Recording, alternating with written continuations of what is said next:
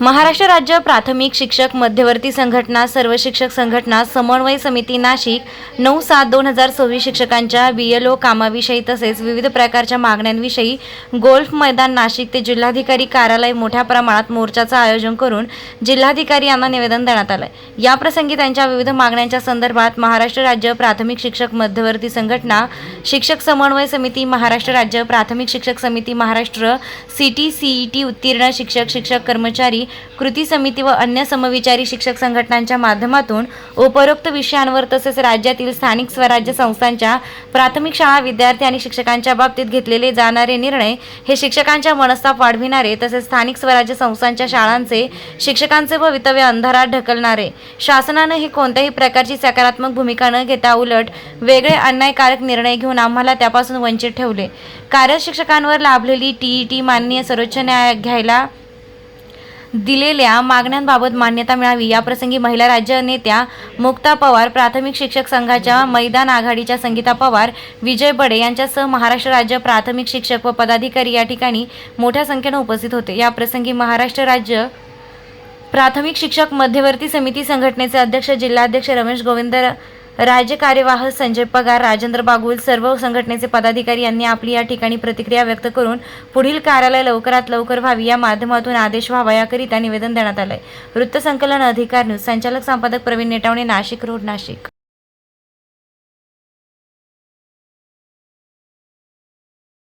चंद्रकांत महाजन उर्फ बाप्पा महाजन, सर्वांच्या ह्या मोर्चातून सरकारने ध्यानात घेतलं पाहिजे की गोरगरिबांच्या मुलांना जे शिकवत आहेत त्यांच्यावर अन्याय करू नका।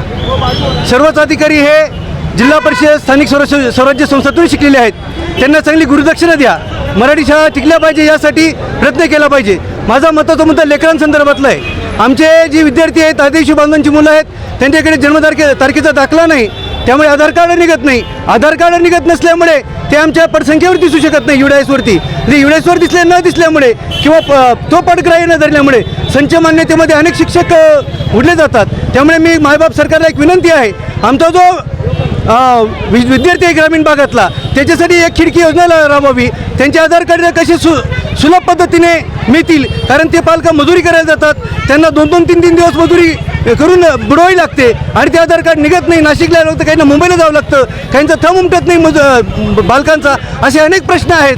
त्यामुळे एक खिडकी योजना राबवून ही सामुदायिकरित्या जी मुलं आहेत त्यांना प्रवेशित आहे, त्यांना शासनाचा पोषणाहार दिला जातो, कपडे गणवेश अध्यापन केलं जातं, ते हुशार विद्यार्थी पण होत आहेत। त्यामुळे जोरात घोषणा देऊया, शिक्षक एकजुटीचा, शिक्षक एकजुटीचा। सर्वांना नमस्कार। या ठिकाणी संपूर्ण जिल्ह्यातून बहुसंख्येने सर्व शिक्षक संघटना समन्वय माध्यमातून सर्व शिक्षक शाळा बंद करून जवळपास 90% शाळा या ठिकाणी नाशिक जिल्ह्यातल्या बंद करून सर्व शिक्षक रस्त्यावर उतरले। शिक्षकांचा आक्रोश एकच, आम्हाला शिकू द्या, आम्हाला विद्यार्थ्यांसमोर जाऊ द्या। आज वाडी वस्तीवरचे गोरगरीब, अनाथ, दलित, पीडित हे सर्व विद्यार्थी आपल्या जिल्हा परिषद शाळेमध्ये शिकतात आणि या विद्यार्थ्यांसमोर आज SIRच्या माध्यमातून BLOचं सहाय्यक BLO या माध्यमातून शिक्षकांना शिकवण्यासाठी वेळ मिळत नाही, ही प्रमुख मागणी आपण आज या ठिकाणी अवर जिल्हाधिकारी मॅडम यांच्याकडे मांडलेली आहे। आणि मॅडमांनी सांगितलं की नक्की त्याच्यावर मी सरांशी बोलून लवकरात लवकर मार्ग काढते।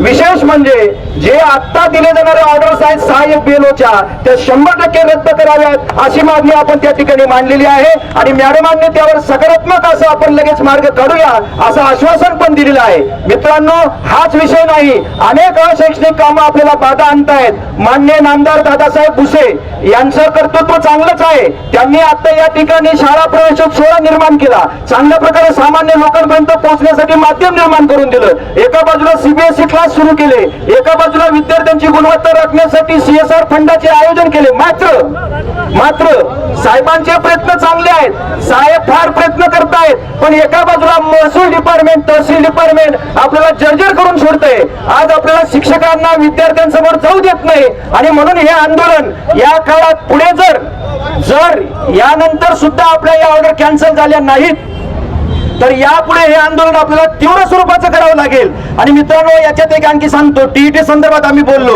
सेवाज्येष्ठ लोकांना प्रमोशन दिलं गेलं नाही याची चौकशी झाली पाहिजे.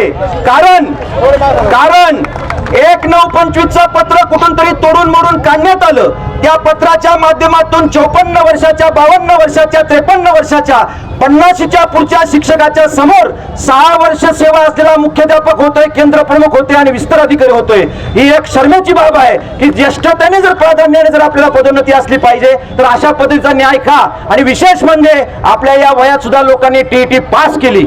टीईटी लोक पास झाले आणि पास झाल्यावर सुद्धा त्यांच्यावर अन्याय होत असेल तर या सगळ्या प्रकरणाची आपण चौकशी लावणार आहोत. आपण न्यायालयीन पण लढाई लढू आणि रस्त्यावरची पण लढाई लढू. या ठिकाणी या टीईटी संदर्भात आदरणीय नामदार दादासाहेब भुसे यांच्यासमोर आमचं शिष्टमंडळ गेलं. शिष्टमंडळाने मुंबईला सगळ्या सचिवांची बैठक लावली आणि त्या बैठकीत स्पष्ट केलं साहेबांनी की जर नागपूर खंडपीठाचा निर्णय जर सेवा ज्येष्ठतेच्या बाजूने लागला तर त्यानंतर तात्काळ आपण शिक्षण विभागातून सेवा ज्येष्ठांसाठी पत्र काढूया आणि सेवा ज्येष्ठांनाच पदोन्नती मिळू द्या असा साहेबांचा सुद्धा आग्रह होता. मित्रांनो, या प्रसंगात गोयल सर, या प्रसंगात सर्व ज्येष्ठांना आणि सर्व संघटनांना एकच विनंती आहे, संघटनेचे मतभेद विसरावे लागतील. मित्रांनो, आता याच्या पुढच्या काळात आता संघटनेचे मतभेद विसरावे लागतील. मी सुद्धा प्राथमिक शिक्षक संघाचा विभागीय अध्यक्ष आहे. मी आमच्या नेत्यांना विनंती केली की आम्हाला उतरू द्या. आमच्या पश्चात आमच्या शिक्षक संघाचे 15 तालुक्याचे 15 कार्यकारिणी या संघात उतरली आणि रस्त्यावर आली. कारण आमच्या नेत्यांचा आम्ही अपमान केला नाही. आमच्या नेत्यांना विनंती करून आलो कारण त्यांनाही सांगू द्या. तुम्ही मला असं कळलं की त्यांना कधीतरी विश्वासात घेतलं जात नाही, कधीतरी यांना विश्वासात घेतलं जात नाही. मित्रांनो, ज्येष्ठांनो, याच्या पुढे हे मान पान याला बोलवा नका, त्याला बोलू नका, हे बंद करा. सगळ्यांना एकत्र या. आमच्या त्या मारण्यासाहेबांनाही फोन करून बोलवत चला आणि सगळे एकत्र येऊन एकदा हा लढा रस्त्यावर आपल्याला महाराष्ट्रभर उभा करावा लागेल. त्याशिवाय आपल्या शिक्षकांना एवढं संघटना असून जर न्याय मिळत नसेल तर आपल्याला आता थांबावं लागणार नाही. हा एक मुद्दा सांगतो आणि शेवटी एकच विनंती करतो, ज्या वेळेस संघटना 9 जुलै 2026 रोजी पूर्ण महाराष्ट्रामध्ये समन्वय समितीने मोर्चा आयोजित केलेला आहे. तरी शिक्षकांवर होत असलेल्या अन्यायाच्या विरोधात हा या मोर्चाचं संपूर्ण राज्यामध्ये सर्व जिल्ह्यांची समन्वय समितीने नियोजन केलेले. तसं बघितलं अनेक बाबतीत शिक्षकांवरील अन्याय, विशेषतः टीएटीच्या बाबतीत अतिशय सिनियर अशा शिक्षकांवर अन्याय करून नवीन शिक्षकांवर पदोन्नतीसाठी कुठल्याही प्रकारची निविदा असो किंवा याद्या प्लेस करणे नको, रात्रीमधून याद्या जाहीर करणे आणि दुसऱ्या दिवशी पदोन्नत्या घेणं हा शासनाचा अतिशय सिनियर शिक्षकांवर तुगलकी असा अन्याय मानावा लागेल. तसेच आपल्या जिल्ह्यामध्ये, राज्यामध्ये सर्व शिक्षकांना, प्राथमिक असो माध्यमिक असो, सर्व शिक्षकांना BLOच्या तसेच सहाय्यक BLO अशा प्रकारच्या नियुक्त्या केलेल्या आहे. परंतु राज्याचं असो किंवा न्यायालयाचं पत्र असो की शिक्षकांऐवजी आपल्या गावामध्ये इतर आस्थापना असतात, आरोग्य असतं, तसेच वेगवेगळ्या प्रकारच्या तुमच्या तंत्रस्नेही किंवा अशा प्रकल्पाच्या किंवा इतर कर्मचारी असतात, अशा लोकांचा अगोदर विचार करावा, नंतर शिक्षकांना BLO असो किंवा सहाय्यक BLO असो नियुक्त्या द्याव्यात. या संदर्भात या अनेक अन्यायकारक मागण्यांसंदर्भात वाचा फोडण्यासाठी हा जिल्ह्यामधून सर्व संघटनांनी मोर्चाचं आयोजन केलेलं आहे. तरी याबद्दल शासनाला विनंती करू इच्छितो की या शिक्षकांच्या मागण्यांकडे गांभीर्याने लक्ष द्यावं, नाहीतर आगामी काळामध्ये सर्व संघटना अतिशय जोमाने या अन्यायाच्या विरोधात लढा उभारल्याशिवाय राहणार नाही अशी मी शासनाला या प्रसंगी विनंती करतो आणि थांबतो.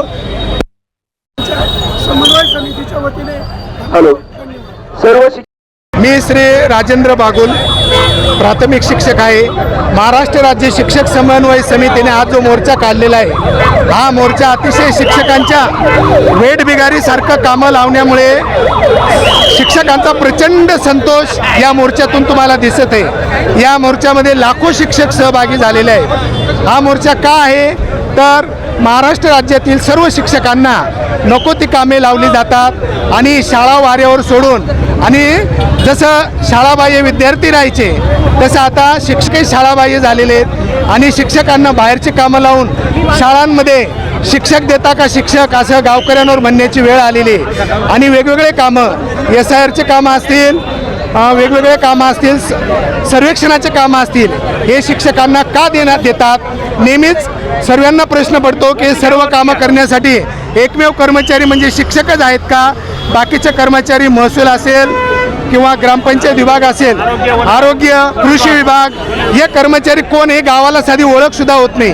परंतु ज्या शिक्षकाच्या वर्गामध्ये 50-50 विद्यार्थी असतात त्या विद्यार्थ्यांना आपल्याला शिकवण्याचं काम सोडून आणि सर्वेक्षणाचं काम, हे निवडणुकांचे काम, BLOचं काम, ही कामं अतिशय अन्यायकारक आहेत आणि याला वाचा फोडण्याचं काम आजच्या या मोर्चाद्वारे केलेलं आहे. त्यामुळे शिक्षकांवरील अन्याय दूर करावा. आणि आपल्याला माहिती आहे जिल्हा परिषदेच्या शाळेमध्ये गोरगरिबांची मुलं शिकतात. एक प्रकारे तुम्ही मराठी शाळा आणि या जिल्हा परिषद शाळा बंद पाडण्याचं षडयंत्र तर नाही ना, असा लोकांच्या मनामध्ये प्रश्न येतोय. आणि म्हणून तुम्ही या शाळा वाचवा, मराठी शाळा वाचवा, मराठी भाषा वाचवा आणि म्हणून या शिक्षकांना न्याय मिळवून द्यावा. या कलेक्टर कचेरीच्या पातळीवरती मंजूर होणारा अतिशय महत्त्वाचा मुद्दा या पातळीवर मंजूर होऊ शकतो, तो म्हणजे सहाय्यक BLOचं पद रद्द करणे. त्याबाबत अतिशय सकारात्मक चर्चा आता झालेली आहे. मॅडमना अपर जिल्हाधिकाऱ्यांनी आपलं सगळं म्हणणं ऐकून घेतलेलं आहे. महाराष्ट्र शासनापर्यंत पोहोचवण्यासाठी त्या स्वरूपाचं आपण त्यांना निवेदन दिलेलं आहे. आता या निमित्ताने तुमच्या वतीनं आपण आभार मानूया आणि आता हा आपला मोर्चा एक मिनिट आभार मानतील. शिक्षक समन्वय समितीचा कोण म्हणता देत नाही, आपण सर्वजण या ठिकाणी समन्वय समितीच्या माध्यमातून आपण सर्व संघटना पदाधिकारी, सर्व कार्यकर्ते आपल्या ज्वलंत प्रश्नासाठी आपण एकत्र येऊन आपण हा जो मोर्चा 100% यशस्वी केला, त्याबद्दल मी आपल्या सर्व संघटनांच्या वतीने आपलं मनपूर्वक आभार मानतो. आणि अशीच एकी आणि अशीच वज्रमूठ आपल्याला इथून पुढे ठेवायची आहे आणि ती आपण 100% ठेवणार अशी अपेक्षा व्यक्त करतो आणि आजचा मोर्चा संपन्न झाला असं जाहीर करतो. साहेबांची आम्ही आज भेट घेतली. साहेब तर नव्हते, पण अप्पर जिल्हाधिकारी या मॅडमांशी आमची चर्चा झालेली आहे. आणि मित्रो, हा फक्त नाशिक जिल्ह्यामध्ये आंदोलन नाही आहे, तर हे संपूर्ण महाराष्ट्रात आहे. जे शासनाने जे चुकीच्या पद्धतीने जे काही नियम लावलेले आहेत किंवा जे चुकीच्या पद्धतीने ते कार्य करता आहेत, त्या चुकीच्या पद्धतीविरुद्ध आमचा विरोध आहे. याच्यामध्ये जर एक विचार केला, आम्ही शिक्षक आहोत, आम्ही खेड्यापाड्यामध्ये लहान बालबच्चांना शिकवणारे आहोत. आम्ही तिथं आम्हाला शिकवायचं काम दिलं सोडून आणि BLOची कामं करा, SIRची कामं करा, मग आम्ही मुलांना शिकवायचं कधी? आमची सगळ्यात प्रमुख पहिली मागणी हीच आहे की आम्हाला शाळेमध्ये शिकवू द्या, BLOचं आम्हाला देऊ नका, SIRची आमची सगळी कामं काढून टाका. आम्हाला ज्या कामासाठी आमची नियुक्ती केलेली आहे त्याच कामासाठी आम्हाला तुम्ही पगार देता, तर आम्हाला आमचं काम व्यवस्थित करू द्या. हा झाला पहिला विषय. त्याचप्रमाणे आता जिल्हा परिषदेमध्ये म्हणण्यापेक्षा संपूर्ण राज्यामध्ये एक चुकीच्या पद्धतीने पदोन्नती होते आहे. 34 वर्षाचा मुलगा आणि 34 वर्ष नोकरी केलेला शिक्षक या ठिकाणी जर विचार केला तर 34 वर्षाच्या एका शिक्षकाला त्यांनी फक्त TET पास केली आणि ती TET ही फक्त त्याला नोकरीला लागण्यासाठीची अट आहे. म्हणून तो मुख्याध्यापक होऊ शकतो, पण आम्ही होऊ शकत नाही. आम्ही काही कुठल्या चोर भरतीने आलेलो नाही आहे किंवा आम्ही कुठल्याही मागच्या दरवाज्याने आलेलो नाही आहे. आम्ही रीतसर निवड मंडळाच्या परीक्षा ज्या TETपेक्षाही अवघड आहेत त्या परीक्षांमधून आम्ही आलेलो आहोत. तरी आमच्यावर हा अन्याय होतोय आणि आम्हाला तर म्हणजे सगळ्या शिक्षकांमध्ये दबक्या आवाजामध्ये अशी चर्चा पण होते की याच्यामध्ये काही अर्थकारण तर नाही ना.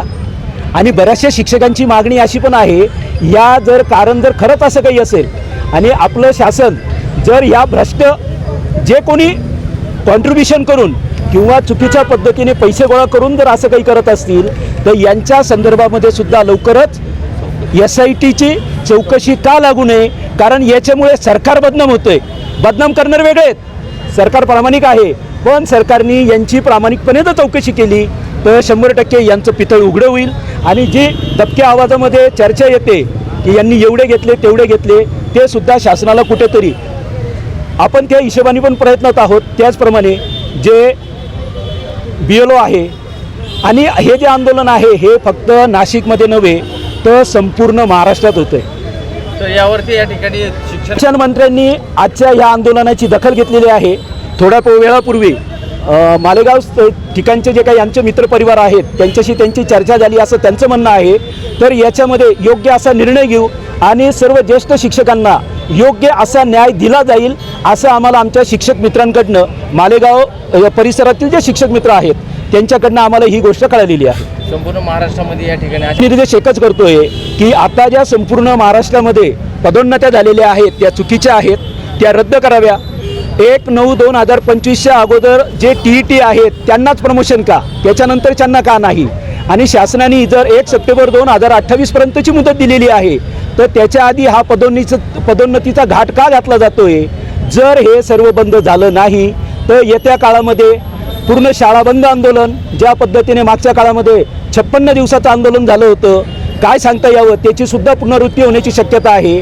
आणि फक्त आंदोलन असंच नव्हे तर आमरण उपोषणाच्या सुद्धा आम्ही पवित्र्यात आहोत. गरज पडली तर आमरण उपोषणाचं सुद्धा हत्यार आम्ही उपसणार आहोत.